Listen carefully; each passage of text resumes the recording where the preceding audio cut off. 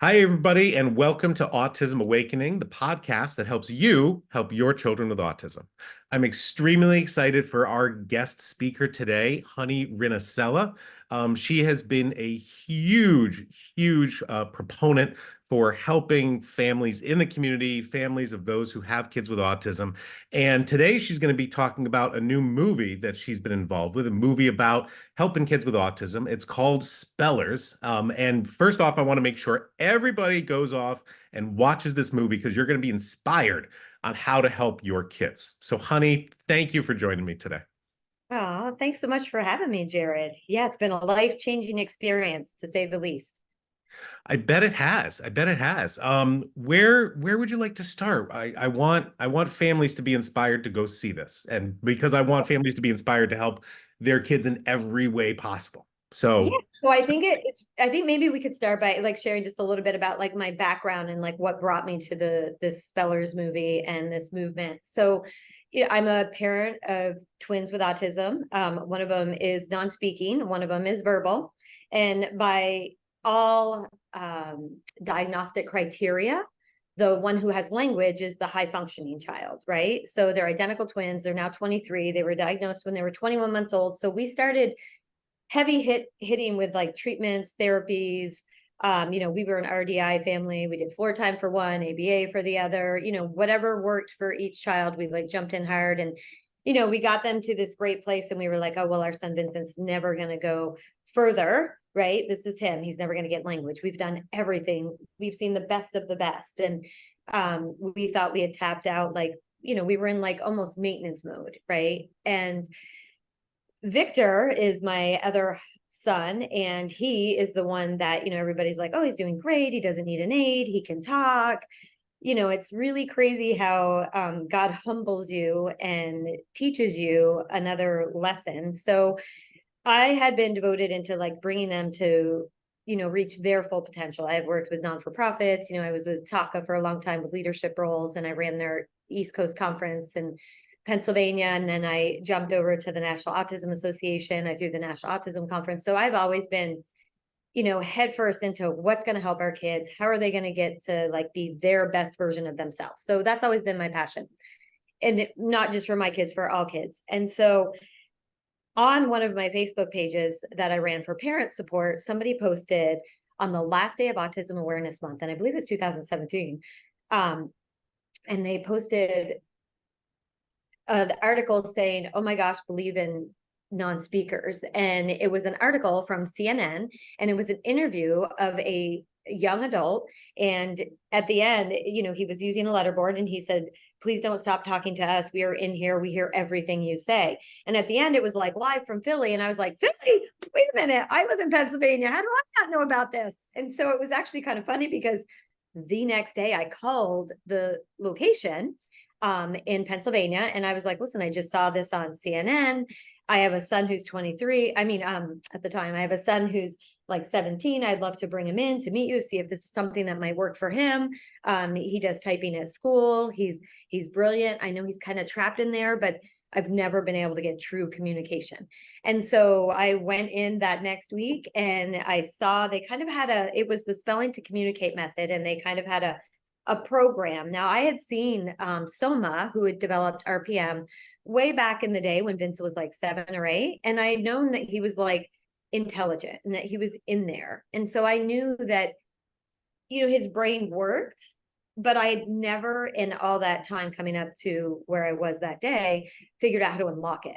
Right. So what I started, and at first I went in there, I'm like, I don't know if you people know what you're doing, but I'm going to give you some time, because they were like, we have to teach them to use language from a gross motor perspective, and it's going to trigger a different part of the brain, and they're going to wake up. And long story short, I said, okay, I'm going to commit to this 2 year. We're going to see if it works and if it helps. And within like 4 months, he was like exploding with thoughts that I didn't think would be possible ever in his lifetime. I mean, our golden retriever had passed away, and he was really close with our dog. And so they did a lesson from Sesame Street from when somebody had passed away. I think it was Mr. Cooper had passed away. So Sesame Street had done a lesson to like trying to teach children how to cope with death. And so they had a lesson in the S2C modality, and they talked about it, and they asked Vincent at the end, you know, what are your thoughts on death? And the paragraph that I watched him spell out right then and there, I was like, this kid needs to be in college. This kid is been misunderstood his entire life. Like all these kids. And then as I'm watching my son, I'm like, this isn't just a Vincent issue. This is an apraxia mood planning issue. These kids are all there. I was like, Jared, I had like goosebumps when he wrote that. And I was literally like coming home, like calling all of my friends. And, and there's one thing in the Spellers movie, I say, I call them God taps. They kind of cut out the God tap part, but for time. So I keep getting these, sometimes when I get a God tap, it's like, oh, you should call your mom. And I have that thought come into my head, and I know I should call my mom. So I kept telling a bunch of my friends about what Vincent was doing. I was showing them, it was amazing. And I kept getting this God tap to like text JB Hanley, who is very well known in our community. He ran Generation Rescue, a dad like myself. We had been friends off and on. We never met in person, but we'd been friends for like a decade. And his son was so much like Vincent. Like we had done so much biomed. We had seen, the same biomed doctor, and our kids were like calm and regulated, and they were in a great place. And I'm like, his kid's gonna fly. I need to tell him. And I didn't know how to tell him, but how do you call a parent and say, I think your child's somebody you don't understand? And it's kind of ballsy, for lack of a better word, but I texted him and said, hey, I gotta tell you something that I think you need to do with Jamie, because I think he's trapped in there. And he was like, what? And I'm like, look at all the stuff that Vincent's saying. And I started sending him text after text after text. And he was like, your son wrote this? And I was like, yeah. And because he knew my son was just like his son. And he was like, there's no way. And he called me and he was like, can I call you? And he called me. He stepped outside of his daughter's basketball game and said, what the hell are you talking about? How does your kid go from like where he was to like, honey, this is really complex language. Like he went to Stanford. He's like, my peers don't talk this well. Like your son's speaking like this. And I'm like, he's spelling it out. And I'm watching it and I'm telling you, we just have to unlock a different area of their brain to get it. And he was like, I'm going to send you a video when I get home. My son could never do that. And he went home and he sent me a video of his son. And that's where in the movie, it makes me want to tear up right now too. He was like, honey, this is Jamie. And he was sitting next to his ABA therapist playing Light Bright. Okay. Now I'm like, JB, you went to Stanford. Your wife went to Stanford. Your son's at Penn. You're all Ivy League. You don't think that kid's intelligent? He's absolutely going to do this. And that's what started the whole movement. And he kind of went out to prove me wrong. And instead he proved me right. And then he wrote an incredible book called Underestimated about the journey.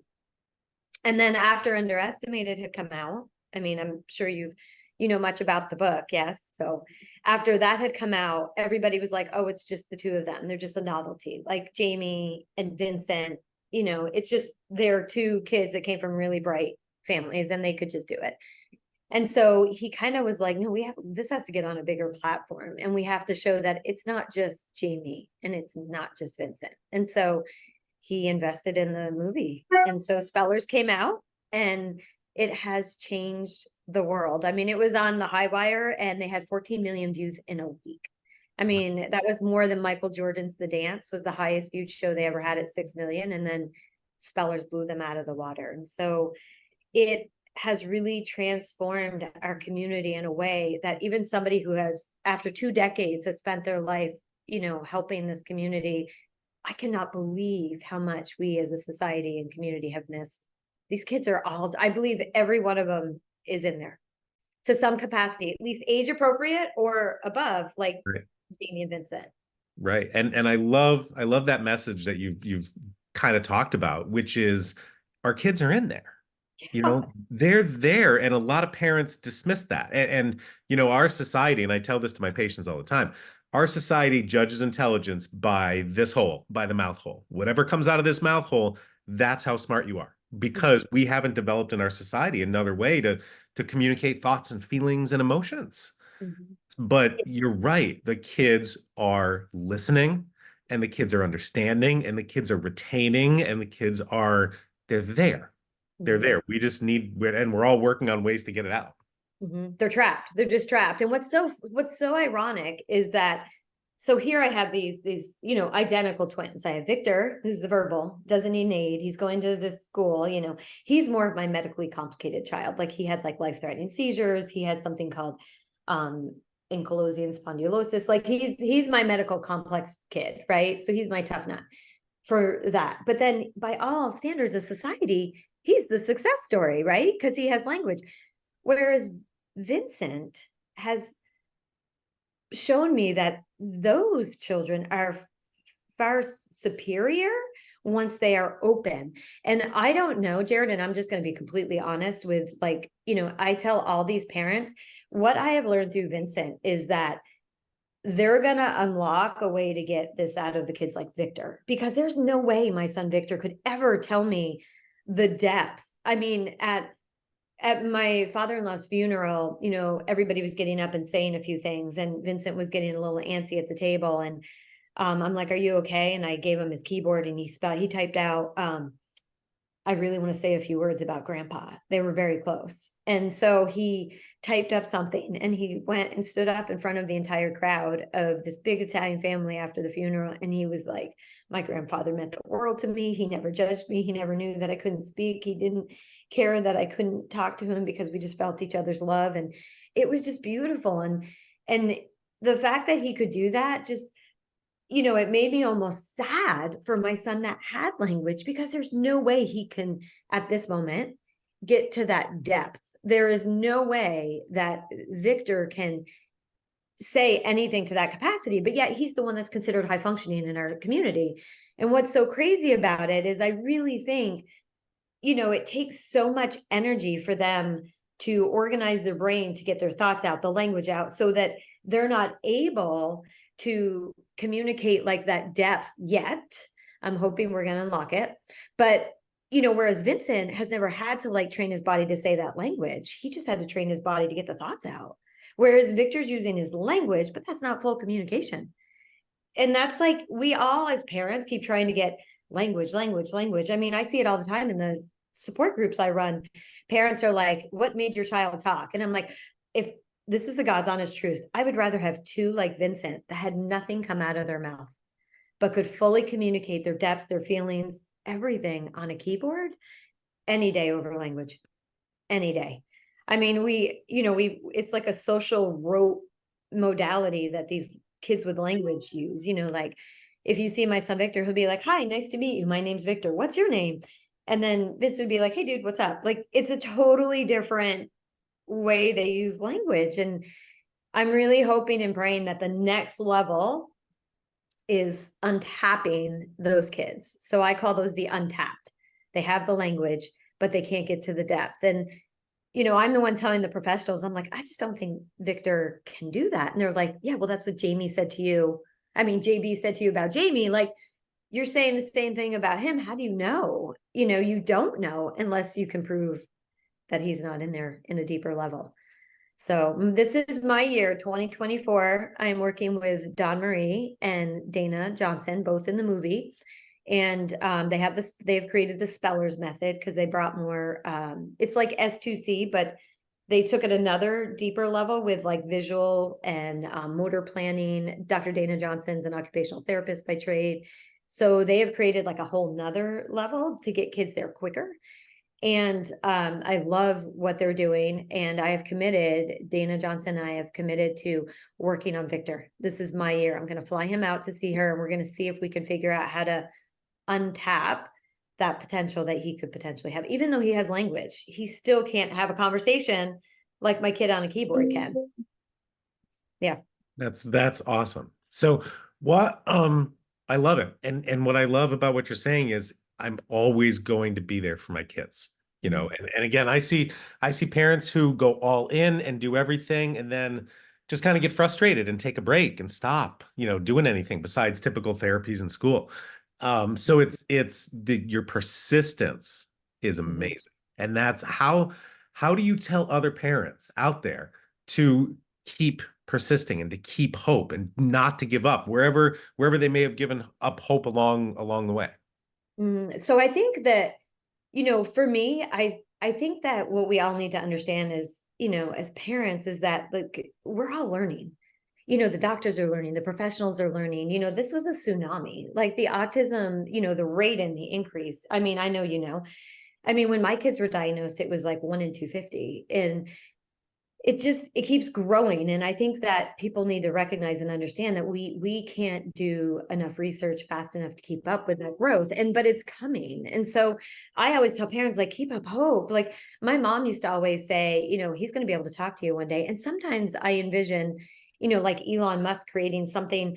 This is really crazy, I'm going to tell you this because parents can probably relate to this, but when I saw, as a parent, when I saw Cloudy with a Chance of Meatballs, and now you have a younger child, you might not have seen it, but Cloudy with a Chance of Meatballs, there's a monkey in it, and he has a thought translator, and it's a headband.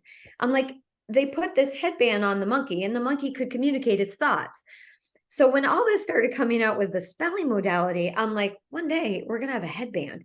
We're going to be able to put it on our kids, because if they thought about it in an animated, Walt Disney or Pixar film, somebody can make that a reality. If we can have cars that can drive by themselves, we can have headbands that can read minds. So I'm like, it's coming. So I always tell like the parents that, I'm like, it's gonna get there. And we just can't give up hope because we don't know who our kids are. We have to keep peeling back each layer and each layer. I mean, look at me. I mean, I was like, okay, my kid's, he's 17, he's almost an adult. I'm gonna, just kind of do maintenance at this point. We've done everything. I own a chamber, I own a sauna, like you name it, I've done it. I have it, fecal transplant, whatever I needed to do, I've done for my kids. So I was at like that place that I wasn't like giving up, but I was like, okay, I'm just at acceptance. And then God kind of rattled me a little and said, you got to stay awake. Like you got to keep going. Like there's more coming. Like what I've been telling parents for 20 years, I needed to then like keep focus on. So now it's like, just because they're an adult doesn't mean that we need to stop. And that's where I feel most parents drop off. Like at 18, they'll try and try and try. And at 18, we get to this point, like you go through an emotional,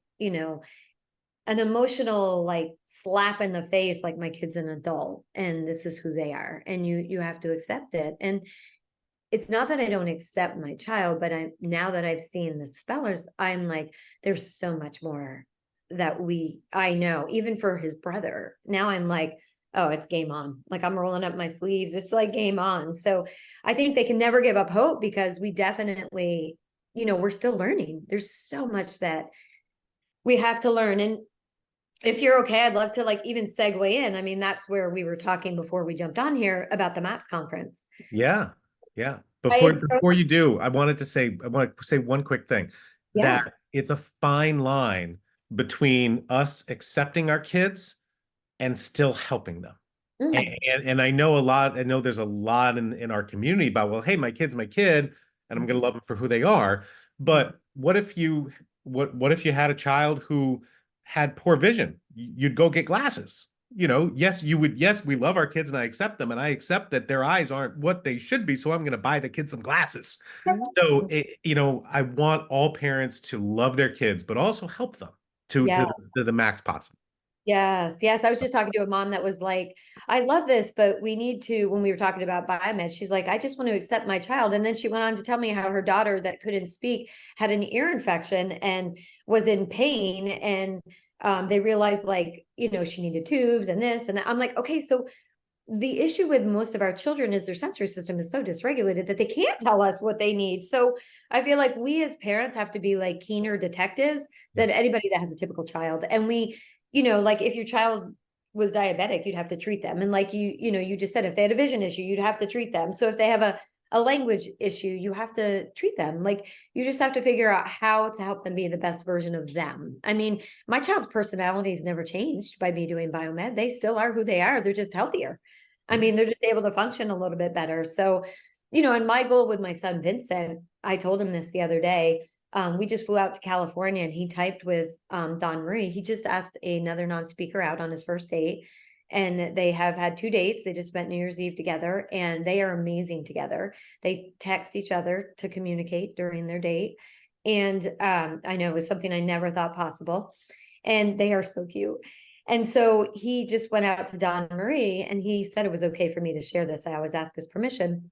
He texted to her and said, she's like, why are you here? And he's like, I need to be completely independent on a keyboard without anybody present because I need to be able to, talk to, like my girlfriend on my first date. Nobody wants their parent there for their first kiss. Like nobody wants he's saying all this. Like, I mean, that might be 5 years down the road that he has his first kiss with her. Right now, they're just really good friends and they enjoy each other's company. But his point was, I need to not need anybody.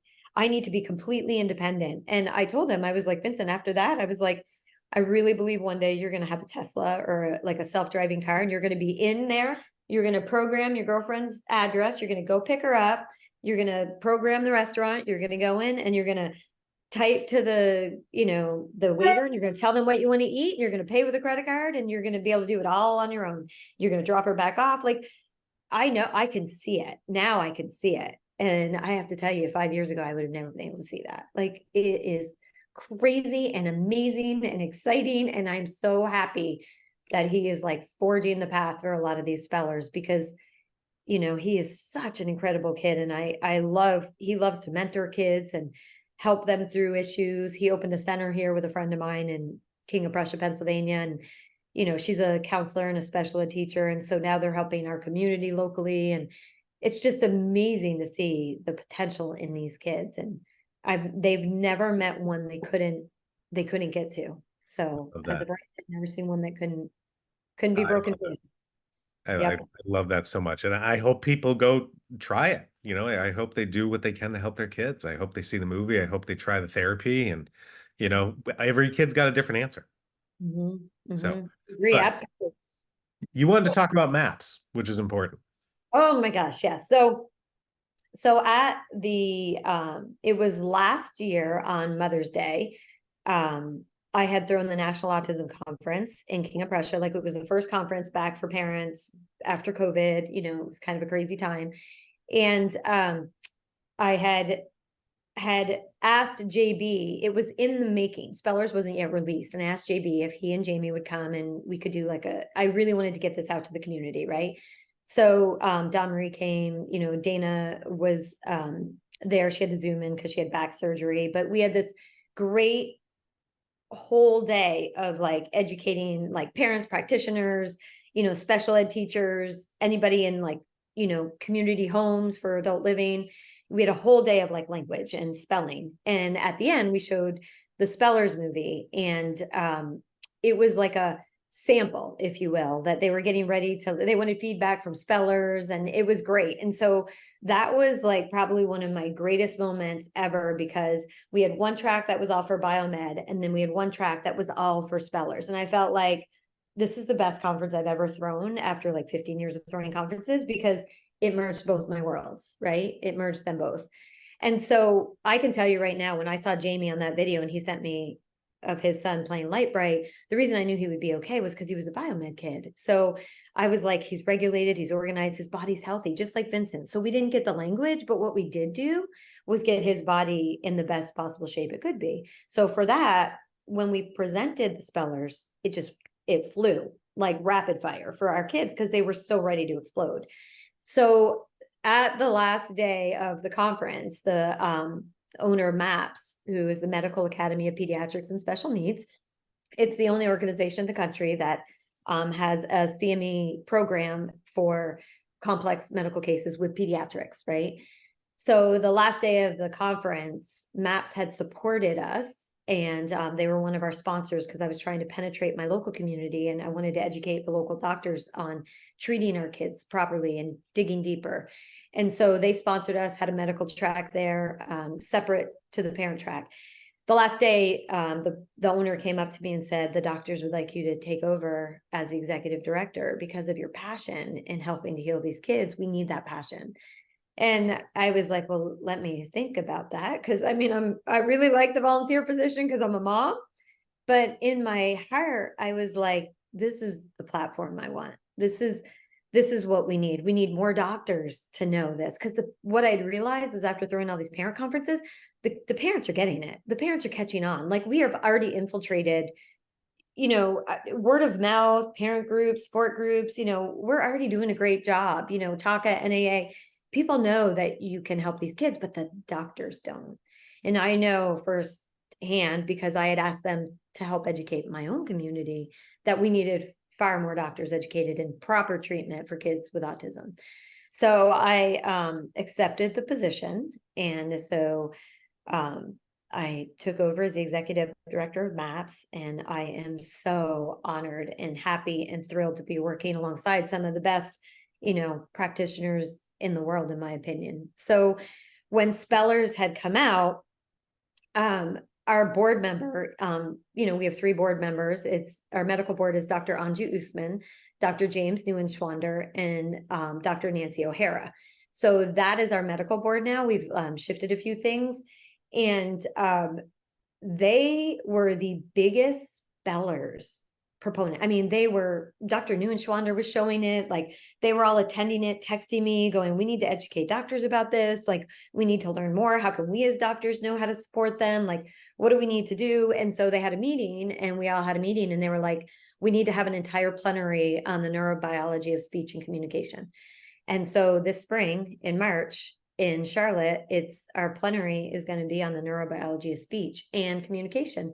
And I have to tell you, and Dawn Marie will be speaking, and we put out a call to abstracts. And I was like, well, I don't know if there's that many people that are going to be in the background, like working on this, and I didn't think there would be very many abstracts coming in. We were flooded. I mean, flooded. Dr. Fry has been working on some research called locked in syndrome, where he has contrast MRIs that show parts of the brain are absolutely working, but they're locked in and they can't get it out. It's right along the lines with apraxia. So he's going to be presenting that, talking about, what they know, to kind of educate the doctors that they really are in there, We have Dr. Gaetanis. He was chief of neurology at Tufts. He's now at Brown. He's wonderful. He's going to be there. He's also talking about seizures, because unfortunately, that's something that's been, we've lost a couple of our spellers to some seizures lately, the adults. So he's talking about, seizures, as well as identifying like those that could be candidates for like spelling to communicate, and how to identify like apraxia, aphasia, So I am so excited. It's probably like, I was really excited when I did the National Autism Conference for NAA, and I was like, oh my gosh, my 2 worlds have combined. But now I'm like, I feel like I've just gravitated to like a whole different playing field. And I'm like, now really my 2 worlds have combined, because spellers is everything that's going to change the world for this community. And now the doctors are getting on board, and I'm pretty sure we're going to sell out. And I think this is going to be the first ever sold out MAPS. That is awesome. You're doing so much, which is great. Again, you've got the motivation and the passion, and I wish you could bottle that and give that to all our parents.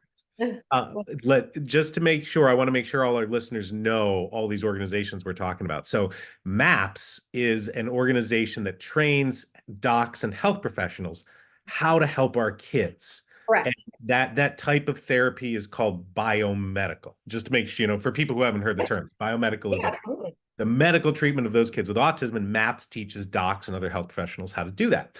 And you mentioned NAA, the National Autism Association. And are you hosting a conference this May for them in Philly? Oh, when I took over, unfortunately, when I went to MAPS, I'm only one person, and I still have my twins. So what I had to let that go. Okay. So what I'm hoping to do is, once we get, I really want to hyper focus on getting more doctors educated. So right now I'm even, I am not throwing a conference for parents. It is just for practitioners. But what we do have on our website, and you can go to, it's www.medmaps.com. It's MEDMAPS, because if you just Google Maps, you'll get like Google Maps. So it's MedMaps, like for medical. But what we started doing is we started telling parents, because what I learned from doing that conference, we have a program for parents. It's invite your doctor to a MAPS conference. So if you already have an established doctor, that's great, and they just don't know, we have something called foundations in our MAPS track and our conferences, that anybody that comes to MAPS for the first time, it's an entire day that teaches you everything you should you should be looking for, be aware of an entire day of how to start treating these kids. And I really think that that's critical, because I think the parents, like myself, are the ones that are going to motivate the doctors. Like when I had that National Autism Conference, I asked MAPS to sponsor it because I was like, I just want to get like 10 local doctors trained. If you can just help me train 10 doctors, that will infiltrate and help so many people in our community. And we had 18 local doctors that I had gotten to come just to learn this modality. And so they go to the MAPS conferences and they follow up with it, and they've got to get CME anyway. So why not, get a little CME about our autistic children, or our complex, Downs kids, or our kids with, any kind of special needs. So, I really, as much as I miss the parent support, I recognize that what the parents need the most is an educated doctor. That's true. So yeah, I mean, my doctor, Dr. Usman, would send me, she'd be like, oh, you need MNRI. And I'd be like, oh, what's that? And then I'd look it up, and it's reflex integration, for my kids with their mito issues. And so if we educate the doctors on all the modalities, our kids are going to have the best chance of, reaching their potential. And you've got the best docs on there. I mean, Dr. Usman, she was on our podcast a few months ago. Dr. O'Hara is my neighbor, an hour down the street. I love Dr. Fry.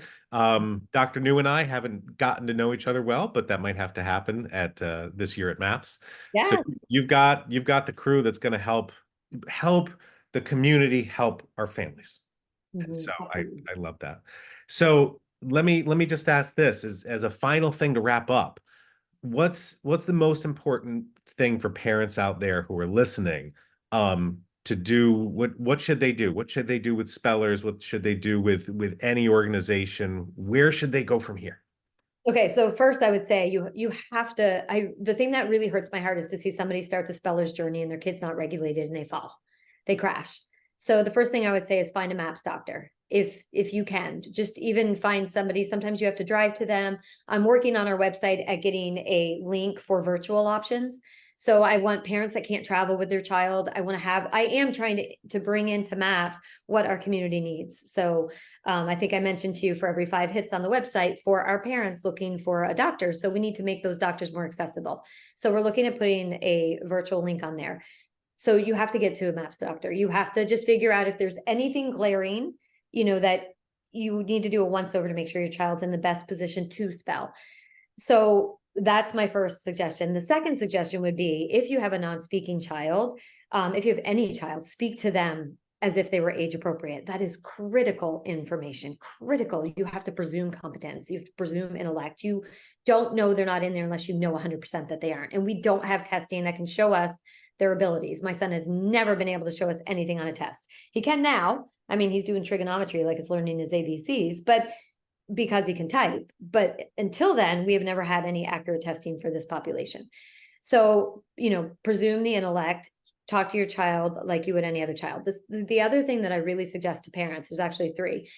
I always suggest to parents, and this is something Soma taught me years ago, put on closed captioning on all of your TVs. Just continually put the language down low, right? You can have the voice, have it on low. Like I've had Science Channel on for Vincent in my sunroom for like 10 years.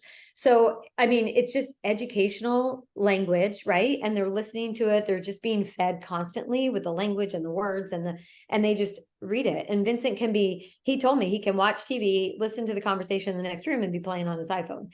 So they're being fed, just feed them constantly with like that kind of intellect.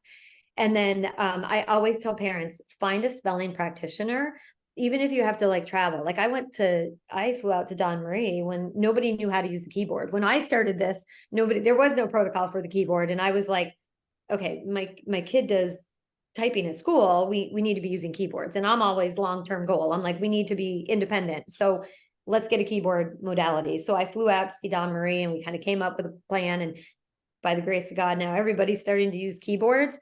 And it's great because what I tell people all the time is you have to find a practitioner, even if it's just one time, to show you that your child is in there, what the modality means with Spelling to Communicate or Spellers. They can go to spellers.com to find, a modality or practitioner. And you have to just see what they're doing, because like when I knew my child was in there with Soma, I didn't have a way to follow through. And that's what S2C and the spellers method kind of gave me. They give you lessons and there's like a protocol that you can follow. And that's what I needed. And that's what I think most of our kids need, because just 10 to 15 minutes every night implementing that protocol as a parent, you don't have to have a practitioner in your area. Just fly to one time, get trained in it, go home, implement this every night, and then your child will eventually start opening up with you, because that's what happened. And then the final thing I tell parents right off the bat, as soon as your kid can get in front of a computer, start typing.com. I think that is huge. And it's something like most schools can do. It's something that we do at home all the time, but my son Vincent's school did do that. And I think that was critical because it teaches them like placement of like fingers on a keyboard. And eventually these kids are going to be like talking to people, like looking away like we can, and they're going to be able to spell just like you and I do, just on a keyboard. So the typing.com is critical. Practicing every night with your child, presuming intellect. So those are some of my biggest tips to get started on, helping your child reach their end goal. Well, I love it. And thank you. And thank you for sharing your own personal story. I know it's hard for a lot of parents to open up about that, but you've got success stories, and that's what families need to hear. Absolutely. Absolutely. Oh my gosh. I can't even tell you the one thing that, JB said to me, he was planning creating a retirement community for his child, Jamie. When JB found all this out, he was like, he loves the ocean. So we're going to build a house for him in a community in Hawaii, because he loves that. And then he was like, honey, I'm not doing anything. It's what he wants. And that's it. That's it. And I'm like, it's not about what I want for my child. It's like, I gave you a voice. What do you want? So Vincent now, he tells everybody what he wants, and it's his decision. What do you want? Do you want chicken or salmon for dinner? And he'll go to his device and be like, I prefer salmon today.